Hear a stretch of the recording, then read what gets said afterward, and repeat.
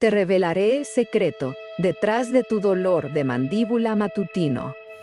Despertar con dolor significa que peleaste una guerra en sueños. El bruxismo es la manifestación física de la impotencia y la rabia contenida.